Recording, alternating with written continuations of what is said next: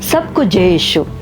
मैं हूँ sister Lavina DHM और हम बात करने वाले हैं कैथलिक कलीसिया के धर्म शिक्षण ग्रंथ के पहले भाग, पहले खंड, अध्याय 1 के ऊपर।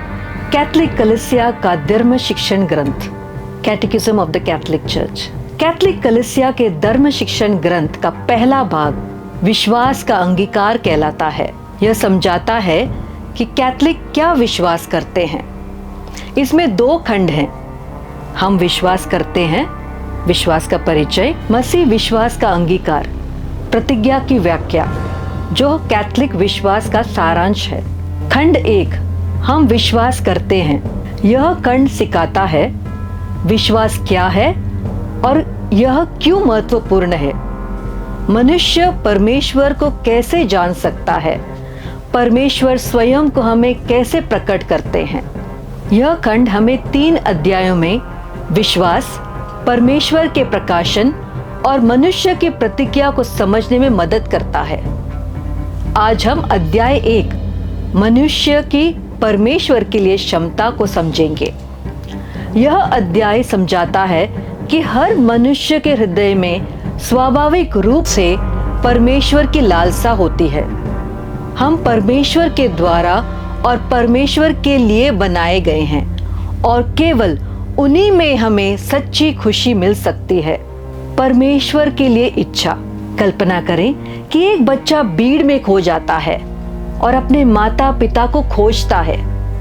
चाहे वहां कितने भी लोग क्यों न हो, वह तब तक संतुष्ट नहीं होगा जब तक उसे अपने माता पिता न मिल जाएं।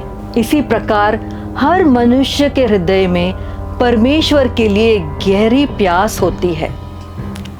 लोग इस कमी को धन, सफलता, रिश्तों या मनोरंजन से भरने की कोशिश करते हैं, लेकिन यह कभी पूरी नहीं होती। संत अगस्तिन ने भी ऐसा अनुभव किया।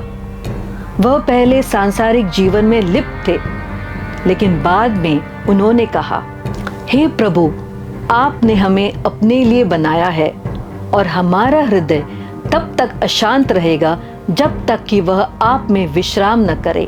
परमेश्वर को जानने के तरीके। भले ही परमेश्वर स्वयं को प्रकट न करें, फिर भी हम उन्हें तर्क और सृष्टि के द्वारा जान सकते हैं। प्राकृतिक जगत। यदि आपको कहीं एक सुंदर घड़ी मिले तो आप जानेंगे कि इसे किसी ने बनाया है। इसी तरह ब्रह्मांड की सुंदरता और व्यवस्था, तारों की गति, ऋतुएं, जीवन हमें बुद्धिमान सृजनहार की ओर संकेत देती हैं। परमेश्वर। मानव व्यक्ति। हमारी सोचने, प्रेम करने और न्याय की खोज करने की क्षमता हमें अन्य प्राणियों से अलग बनाती है। यह दर्शाता है कि हम परमेश्वर के स्वरूप में बनाए गए हैं और हमारी आत्मा सत्य और भलाई की लालसा रखती है। कुछ लोग परमेश्वर को क्यों अस्वीकार करते हैं? हालांकि परमेश्वर के अस्तित्व को तर्क से समझा जा सकता है, फिर भी बहुत से लोग विश्वास नहीं करते। कल्पना करें कि बादलों से ढके दिन में सूर्य को देखना कठिन हो जाता है। सूर्य मौजूद तो है, लेकिन बादल हमारी दृष्टि को बाधित करते हैं। इसी तरह पाप, कष्ट और सांसारिक विकर्षण परमेश्वर को देखने में बाधा डाल सकते हैं। परमेश्वर का प्रकाशन आवश्यक है। यद्यपि मनुष्य तर्क के द्वारा परमेश्वर के अस्तित्व को समझ सकता है, लेकिन हम केवल उनके प्रकाशन के द्वारा ही जान सकते हैं कि वे कौन हैं। परमेश्वर हमें दिखाते हैं कि वह एक प्रेममय पिता हैं, जो हमसे संबंध रखना चाहते हैं। एक छात्र अपने शिक्षक के ज्ञान के बारे में जान सकता है, लेकिन केवल उनसे बात करके ही वह उनके व्यक्तित्व और विचारों को समझ सकता है। इसी प्रकार हम प्रकृति के माध्यम से परमेश्वर के बारे में जान सकते हैं, लेकिन बाइबल, यीशु और कलीसिया के माध्यम से हम उन्हें व्यक्तिगत रूप से जान सकते हैं। परमेश्वर हमारी समझ से परे हैं।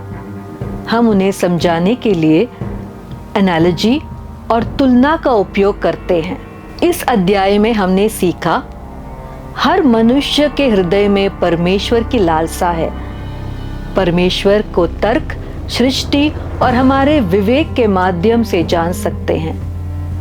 पाप और सांसारिक विकर्षण हमें परमेश्वर को देखने से रोक सकते हैं।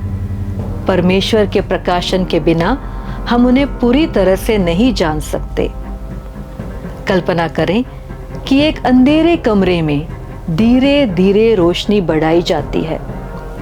पहले हल्की रोशनी होती है, फिर पूरी स्पष्टता आती है।